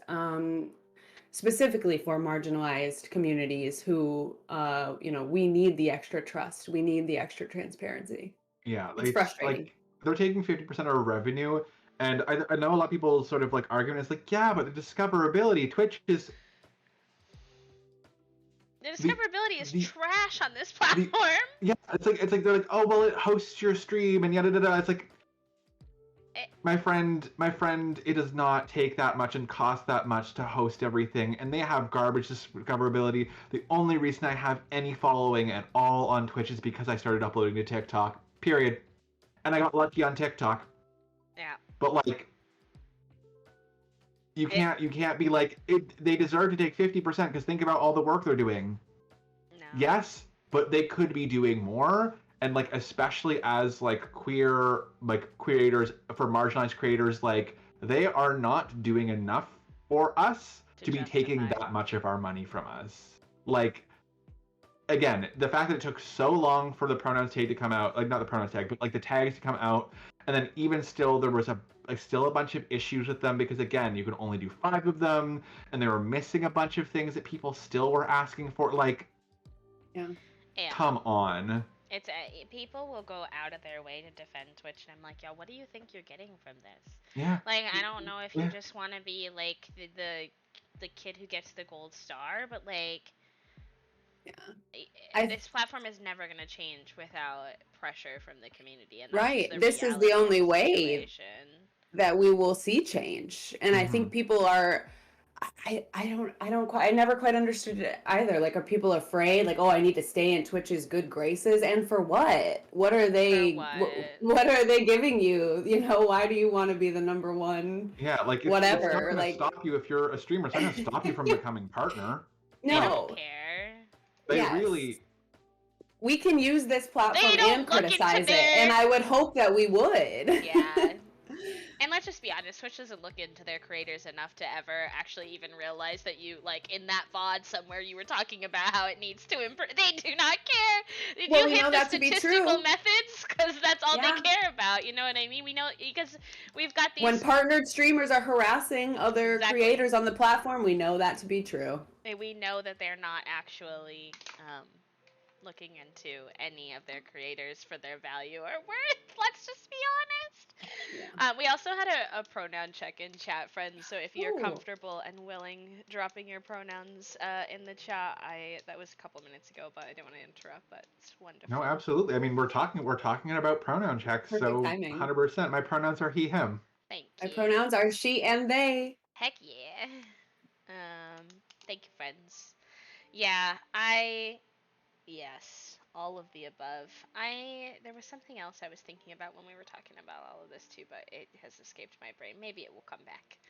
But for now it's gone, so I think it's also just tricky because it's like I love this platform so much, and I am so grateful for the community they've been able to build. For like, there's so much of it that I'm so grateful for. But at the same time, like, I can still be hypercritical of it, and I think that people don't understand that like human beings are complex people. You can yes. absolutely love something while also being like, okay, but it has these problems, and I love it, Yes. and I'm not going to stop using Twitch. Like, In I'm fact, not. like my nearest and dearest friends, the more I care about you, the more willing that I'm willing to check you if like Oh, something happens. So 100%. like I care about this platform and what it can do and what it can be, thus I care enough to say something about whatever the problem is. And Yeah. also like I get exhausted from Twitch trying to play both like the expert and like the all-knowing and the not knowing being at the same time. It's a form of manipulation. It's It like is. It's we're performative. trying our best and we don't know everything, but then on the other hand, you very consciously you have been posting something special and highlighting creators for every like identity based day, and then non-binary day of visibility comes and you don't say shit because you know you haven't done your part in the trans community's request for the tag has been up for 2 years and has the most votes out of any other request on your platform, and you know if you highlight non-binary creators that day, trans creators that day, that all of the comments are going to say, oh, interesting that you're highlighting trans creators but there's no trans tag. So you don't say anything, and then the next day roll out an entire campaign for National Pets Day because the animals of cis het straight creators are more important than your non-binary creators. Like, please, you're not dumb. You're attuned to what's happening in our communities. You could actually engage with us, and you are actively choosing not to. Yeah. You're not. It's a choice. It Yeah. is a very intentional choice, and it is manipulation, and I do not like it. But yeah, there's just like there's so much I wish I could do to make it quit. Like going sort of back to the like original root of the question. Yeah. I think this is so true for so many like queer or folks who are marginalized in any sort of way who are streaming on this platform, we all know every single detail of what we would like to change about this platform because we care about it so much. We also, because we care about it and we love it so much, we know all of the problems that it has because we see it so clearly every single time we step onto the platform. Every single time. Yeah. Like, it is just, like, it's just, And they know too like, because they just recently sent out a forum for their partnered streamers to give feedback. And I can tell yeah, you from being on a stream team that has a bunch of partnered streamers, they're saying the same shit to Twitch that we said. In the formal, because every systematic place they're like, okay, but there's these formal ways that you can go about communicating your feedback with us. Okay, I'll follow your stupid, I will do it the way that you're asking me to do it, and you're Mhm. still not listening. yeah. So Mhm. now I'm Yeah. going to do it in a way that makes you uncomfortable because making you uncomfortable seems to be the only way that any change actually is going to happen. We don't want to harass the platform into changing, but you don't listen when we're respectful. It's Yeah. the same, it's the same age-old conversation of protest, right? Right. Everyone wants to say, "Oh, why don't you protest peacefully?" Well, because you don't listen when we're peaceful. The Right. only time you actually make any changes is when we make sure that we're being heard. We force you into hearing us. Hmm. That's right. Rude. Um, it's interesting because the Jupiter's question was the same question that I had next on my thing. Um, Same brain. Same brain, one brain cell. But relatedly, what has been the hardest part of your journey as a content creator so far, and what has been the part you're most proud of? That's a really good one, and I've actually been thinking about this a lot lately. I think the thing that's been hardest, and this is just like a general thing, but I think I've been noticing this a lot with Twitch, especially. I am like fiercely independent. Like, I am, and you've probably seen this. Like, as I said, I made all my own overlays. I've taught myself how to use a program so I could animate all of my own like effects for notifications. I like have taught myself how to do all of my streaming software. I've drawn all my own emotes. Like, I have taught myself everything. I have taught myself how to use video editing software to upload on TikTok. I do all of my own TikTok content. Like, I do everything, everything myself because I like to have control of what I am putting out there. Um, that is what makes me like feel good, but also it's that sort of like thing of like I need to also learn that I can't do everything alone. I need to trust other people and let other people take some of the work away from me sometimes. I think that's sort of like the thing that I really do struggle with is like I wish I could do it 100% alone. I wish I had the ability and the power, but like as my stream grows, which I'm like incredibly grateful and very, very lucky that sort of everything is working the way it is for me. Like, I just have to understand that I can't do as much on my own anymore, and I really can't take that like responsibility for everything myself. So that's sort of what the one sort of thing that I've really struggled with. I think the other really big thing that I've struggled with is like treating it like it is a job and that it is like I am an entertainer who is performing for an audience. Like, because I'm so passionate about it, I want everything to be perfect. Like, I'm not gonna set myself office hours or stuff like that. But then what ends up happening is I'll say, oh, I have this really good idea for this whatever or this and so in the middle of the night it'll be midnight and I'm going to bed soon and I'll stay up and I'll do a thing and like I'll just pop on and work on things whenever.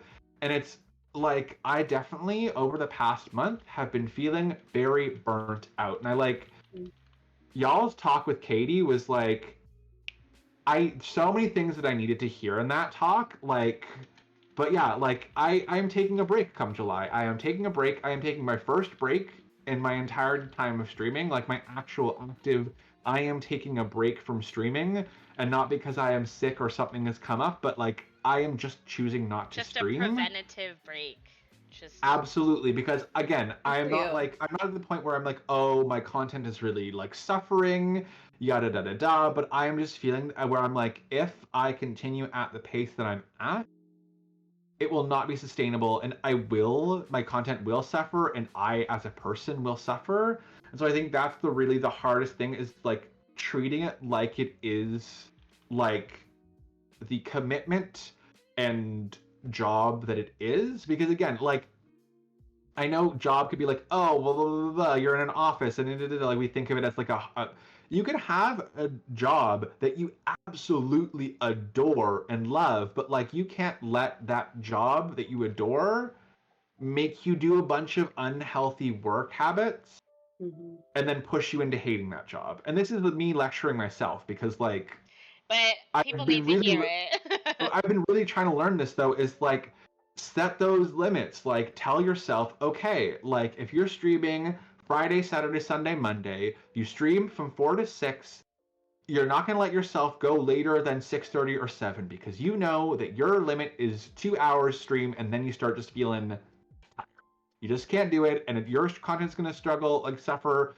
So like set that boundary and then set that boundary, okay, and then during the week on Tuesday, I'll download all my VODs and I'll sort of clip together all of the things to have some rough outlines for TikToks.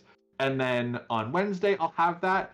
And then on Thursday, I won't do anything. Like, you've got to give yourself days off. You've got to give yourself, like, time limits. Like, because again, it's a job. You've got to schedule things in. Like, you've got to give yourself breaks. You've got to give yourself, like, hours where you can't just say to yourself, well, it's Twitch and I love doing Twitch. And yes, it's 2 a.m. and I thought of this really great idea. Write a note down and do it tomorrow during the time you've allotted for yourself. And again, this is me lecturing myself because I really need to work on this, but this is something I'm really understanding and learning the more that I've done this is take that time and don't let Twitch bleed into every single aspect of your life and every single hour of your day because it's not going to be healthy and you're not going to enjoy it anymore. Like you just aren't. It's going to feel like a burden. It's going to feel like something that you don't enjoy. And so that's something I'm really, really working on is like understanding, okay, I'm getting close to burnout. How can I prevent that now? How can I do like a quick fix? Then how can I going forward make it so that I don't get to that point again? Yeah, you Right? gotta touch grass too because like Yes. it doesn't. If anyone doesn't know, metaphorically speaking, I mean yes, literally touch grass, but also like touch grass as in like your content is informed by your life. So if you are not living life outside of Twitch, if all you're Yep. doing with your time is being absorbed into this world, you have nothing to inform your creativity other than regurgitating what you're already seeing on the platform, which isn't bad because obviously nothing is unique. You know, we were talking about earlier about how things get like, passed Mm-hmm. through people, and that's totally fine. But like in terms of figuring out who you are as a creator, what you have to share with your community, being able to come up with fun, fresh, new ideas for your content, that happens away from the platform. Which I know sounds like an oxymoron, but it just is the reality of the Yeah. situation. You know, Hmm.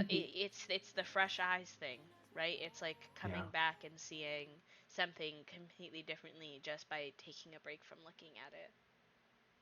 Yeah, I think that's like you saying that also sort of reminds me of an interesting thing that I found is that the more I've put into my own stream, I have found the less energy I have to consume other content. I don't know if that like anyone It's the else, life but cycle like of Twitch. I Somebody was just just talking about this on TikTok about how there's a very traditional trend of you get involved in a community, you like what it happens there. You were talking about it earlier, right? You got very involved in Jordan's community. You start to do it yourself, and then you're not so much a viewer or a watcher of Twitch because how can I simultaneously put in several hours, several days of week into creating my own content and also have time to then watch other people's content and not have a problem with boundaries there? Like that's yeah. just you're talking depending on how often you stream per week, right? Even if you're streaming 3 days a week for 2 hours. Like, you're now talking upwards, if I'm watching other people's content and working on my content, upwards of 10 out. Not everyone Mm-hmm. has that luxury. This is not everyone's full-time or part-time job. Like, some people are just on here having a good time, and the social expectations that people have, that you need to come watch my content if I watch, it's just ridiculous Yeah, and ableist, to be honest, and all the other things too. I could go on. It's just for sure. But yeah, it's no, it's just tough because like there's so much content that I do want to watch, but I've just found that like because I'm putting so much into my own content, like and my community and my own streams, and again, like because Twitch's growth doesn't exist natively on the platform, it just doesn't. It really, really just doesn't. Like putting so much effort then also into creating content for outside of the platform to help with growth and like building stuff there, like I don't think people also though understand how long it takes to edit TikTok content. If you're making a quick video with a sound that's just an idea you had that's funny, yeah, that might take you 5 minutes or so. That's fine. But for me, I'm taking a 2 and a bit hour VOD. I'm scrolling through it and finding the funny moments and sort of finding maybe that say that 2 to 5 minute section. And then I'm popping that into my video editing software and I'm cutting it and splicing it so that it works properly. And that's just maybe if I'm splicing it. But then I'm also adding effects to it and I'm adding in other clips and I'm adding in all this. And then I have to import it into TikTok and then I have to caption everything in the app because if you're uploading, then it doesn't caption it automatically because TikTok has only added a little bit of captioning. It's just like there's so much that goes into it that like again, I do not have the time and the energy to then be on Twitch actively. Like I've become more of a lurker. I when I first started watching streams, I was like the chatter. I was rapidly typing, always super engaged in chat, and I've just found myself falling away from that and just lurking and hanging out and vibing. And sometimes I don't even have the energy to vibe. But also that's okay. I totally understand, and that's I think the thing that I've really had to learn as a creator is understanding that like if my life is this way, I have to understand that other people's lives are this way. And so yeah. if I am ever like getting down on myself for numbers, for engagement, for like I have to remember that like I am not the only factor in all of this. No. Like there is the algorithm and how much my stream is being pushed. And then there's also every single person's unique life circumstances, and they might be like where they are in the world might be relaxing COVID stuff, and they might have family stuff, and they might have relationship stuff, and they might These have are school stuff. Like humans. they're human beings with such complex factors, and I think that's the one thing that I always really have to remind myself when I am like getting down myself about anything when it comes to numbers is like no one and I know this, but like no one owes me anything. No one has to show up to my stream. And also if they don't show up to my stream, it is not like a personal Mm. attack against me. They might be busy or they might not like my content anymore. They just might not. And that's the way the world works. Yeah. That's how it happens. Someone might fall out of love with your content. They might not connect with the community as much anymore. Live It's their is it life. is it I'm hard? Yeah, is there like a little bit of grief that goes along with, like, at oh least for yeah. me, I am a very soft human being. So there's a little bit of grief that happens for me You miss the when people. You there are absolutely you're like, I people miss these who people. were an active part of your community, and at some point, for whatever reason, whether you know it or not, they no longer engage with your content, and you're not even necessarily your content, but you miss the conversations, you miss their space, you miss their presence in your space, in your life. But the reality is that everyone goes through phases in life. Phases where they watch more content, phases where they watch less content, phases where they watch certain games. Maybe they're no longer interested in Sims or in Stardew Valley, and it has nothing to do with you. It has nothing. You're Hmm. putting such a personal, like, feeling towards something that may have literally nothing to do with you. It just might have Yeah. to do with that person's life and where they're at with things.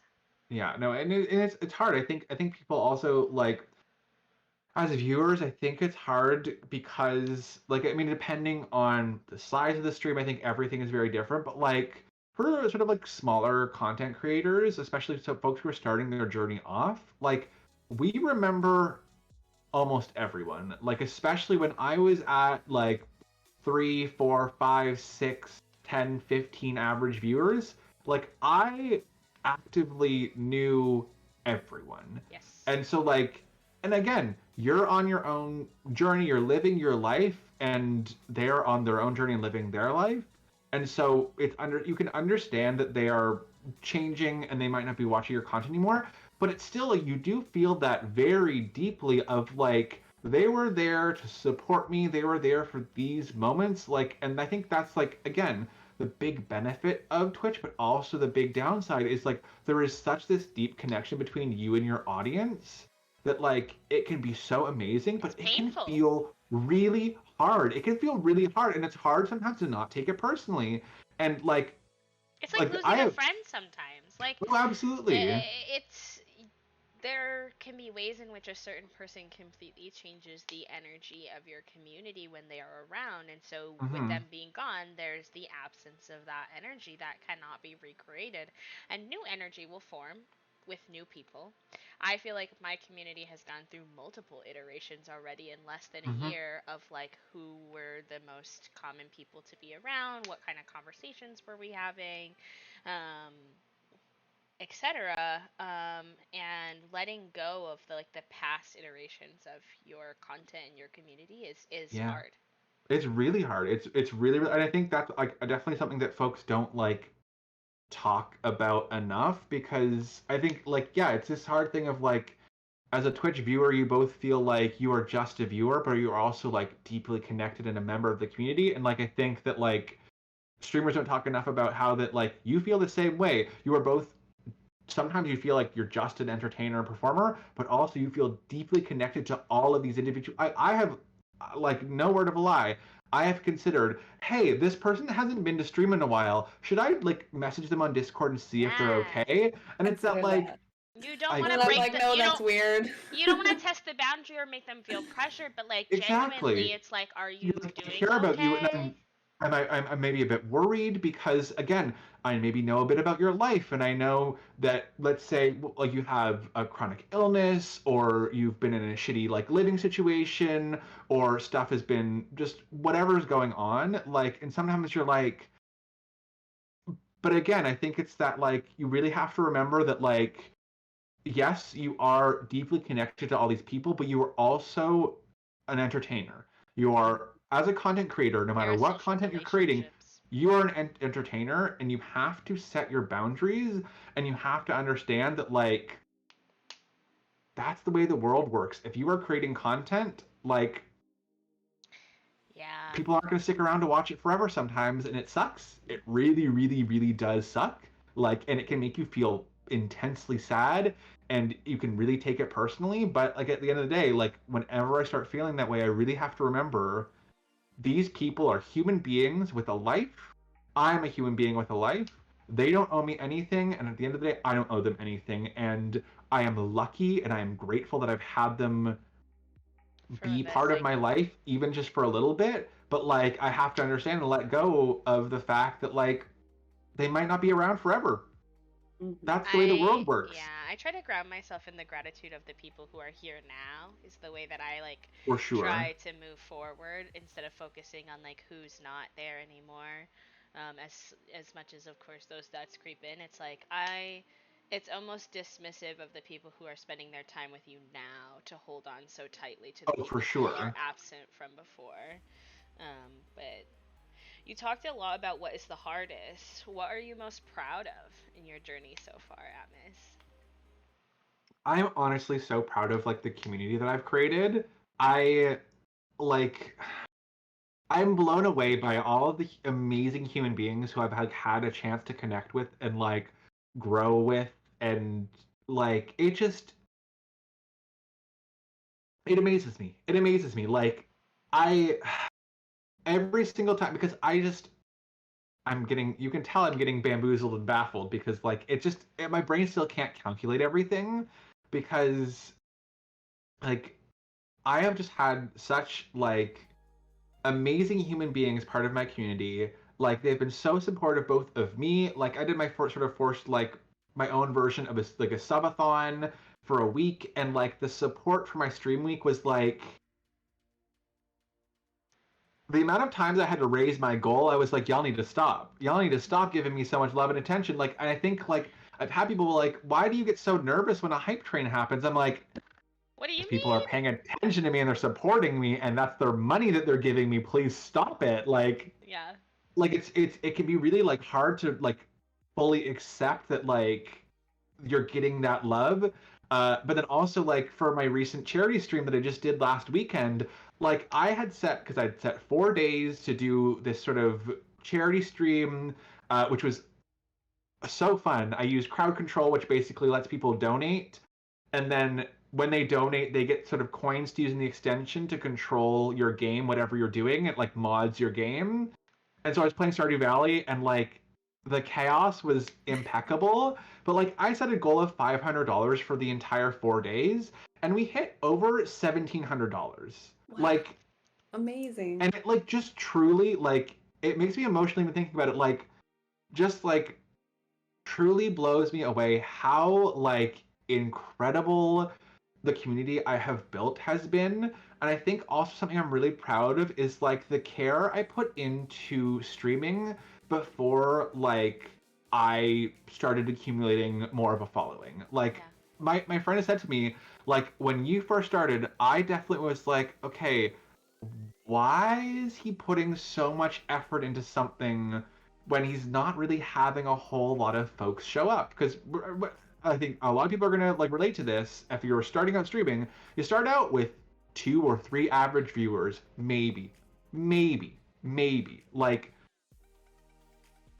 and so like it can sometimes feel like you're putting so much work in, but I feel like I did a really good job, pardon me, of laying the groundwork to have a really like strong like stream, a really strong community. Like I feel like I set myself up a lot for success. And so by the time I was getting like raids from larger streamers and having my TikToks blow up immensely and skyrocketing my follow count, like by the time that like I really started having traction, I had really done a lot of that groundwork to like make sure that my stream was like the quality that I felt proud of. And I think like I've also learned a lot along the way. Like I set boundaries and I changed the way that my stream works. Like for example, my stream I started off as 18 plus. I was like, it's gonna be 18 plus. Just that's just who I am. That's what I'm used to. Like da da da da da. And I like sort of had to understand that like I had to set boundaries, and I've gotten a lot better at setting boundaries because I was like I could tell that people were younger than 18 in my Discord server, which was an 18 plus Discord, and I was like, server Discord is 18 plus, no questions, like no questions, no. I'm making an announcement. Anyone who is under 18, please leave the server. And I surprisingly had a lot of people leave, which was like hurtful because I'm like, my stream is 18 plus. You go into this knowing this because you have to be like the whole Twitch thing is like if you're like under 18, you just can't go into an 18 plus stream, right? So like, and if you're going into an 8 plus stream, it warns you first. Like, so how did you come into my community, know I was an 18 plus stream, and then come into my Discord, like knowing that and stick around for so long?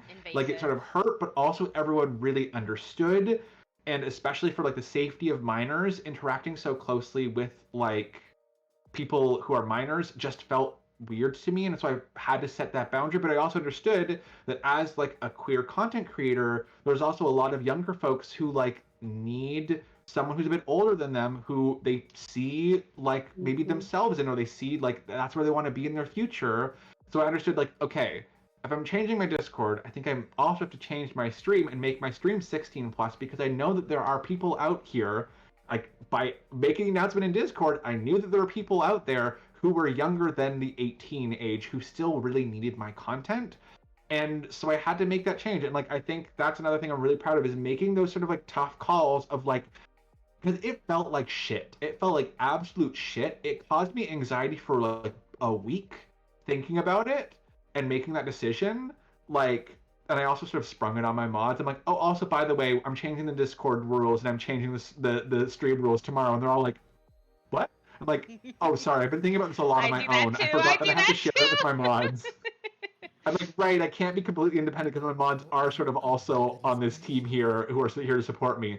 But like, again, I think it's like I didn't get it perfect as I started. I think I am really proud of a lot of stuff that I did to start off with, but also like I'm really proud of like some of the harder decisions and the boundaries and the things that I've changed about my stream to really adapt to where I'm headed now. I think that's like this good stuff, and I just feel really good about my community. I feel really good about like my content. I feel really good about all the stuff I've learned. Like if I were to put like all the stuff I've learned on a resume, I taught myself Adobe After Effects. I taught myself Adobe Premiere. I taught myself like I can caption everything myself. I amped up my Photoshop skills to like the nth degree because I create all of my own visuals. Like I do it all myself. Like I can put so much stuff on a resume to be like, look at the stuff I've done for my streams as a brand. Like I have taught myself so much. I have built such an incredible community, and I'm just like so proud.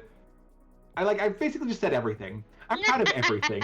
That's my highlight is all of streaming and all of Twitch because basically like despite the shit times, I'm so proud of everything that I've done for Twitch. Like I really do. Like I just feel like it is so special to me, and I feel so proud of all of the hard work I put in and all of the work that my community has put in because I think like as much as a content creator, you set the tone for your streams and you set the tone for your community. You also like your community also matches that energy and they also add to that energy in their own unique way, and I just feel like so proud and lucky that like my community understands the energy I'm trying to put out there and matches it and helps me learn and grow and brings things to like my attention that I maybe wouldn't necessarily think about. Like I just yeah, that's my rant about how much I love my community. And if any of you all are watching, I love you all so much. Oh, they are. They're They chatting. are. Some of them are chatting. Some of your mods are here. And where's the message? Kay says, Atmos, good morning. We are changing things. Me, eyeballs. Hi, Cadis. Cadis is everywhere. We stand the all-knowing, all-seeing Cadis. Oh, they are a wonderful human being. Oh my gosh. All right. Well, it's come that time, and unless Droopy, if you have any last hardening questions you wanna, I feel like that was such a great place to end on. I love all the positivity the in the pride. proud moments. Yeah, we love to hear that. Yes, yes, yes. I'm very proud just watching you externally. There is this thing that happens every once in a while, and this is probably the educator in me if we're being completely honest, but where I see like a new streamer come into this platform and they have done, they're so new, and I just tell them, I'm like, you're gonna do it. That's it. Like, it's, you just, there is something. I think anybody can make this platform work. I am a firm believer that, like, anybody Mm-hmm. can succeed on this platform. Um, in their own way, but there is also sometimes where I come across somebody that I'm just like, you have the magic, like this is going to come to you um possibly like more easily than someone who has to like make it work for them. And I told Atmos from the very beginning, I was like, you don't even know me very well yet, but I'm telling you right now, like you're gonna do really well. And then just watching them skyrocket from there, with their Harvey cosplay getting onto the Reddit and the TikToks, and Yeah, and I it's love it it. the one thing though that I struggle with sometimes is the fact that like I know that I've gotten to where I am because I've been very lucky with social media. Like I am not going to deny the fact that TikTok has skyrocketed me, and like I owe a lot of the success that I've had to TikTok. But again, I also have to like be Those proud of people, myself and be like, those people would it's not not just stick TikTok. around if you were not ready, if you were not Exactly. putting in the work. No, yeah, You would I not always have to remind retain. myself that is like you can blow Yes. up and be viral and whatever, but that is not going to be sustainable. Like the fact that I've continued growth I've built this community is because of the work that I've put in. And so I like, yeah, it's something I struggle with, but I like definitely always have to remind myself, you did this. Like I Yes. did the thing. And I you did put the thing. out I the put the work in. content to that got on the algorithm. You never would Also have. that. Yeah, you gotta take all the credit Yeah. for the work that you're doing. It's like people who are like, oh, like you get a lot of raids, and that must be how you're success. Raids don't do shit if you're not ready for when people get Yeah. there. Yeah. You Yeah. know, so Mhm. yeah, you've done it all, and you deserve to feel very proud of all of the hard work that you've put in behind the scenes. And this has Thank you, been B. an absolute pleasure. I I've don't loved this. This has been so lovely. think it's probably our most conversational interview we've had so far, where I like think Jupy so. and we're like talking back and forth with you, which I adore. I I'm the chattiest. I was like I'm not surprised by this at all. I'm like I will chat forever. Like y'all want to go until 3 o'clock? You'll We're going to get. go until 4 o'clock when I stream.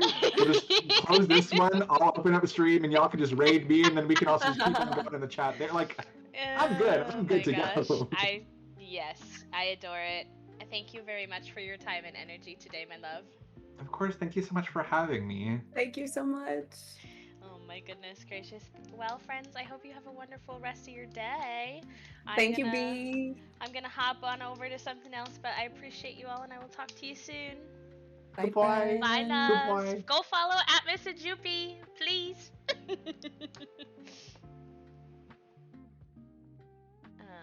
Okay, so this is gonna get all wonky here. Um, I'm gonna throw up. Ignore the wonkiness. You can still hear me. I'm gonna throw up a words on stream, and I'm gonna set up the Trans Women of Color Collective stuff.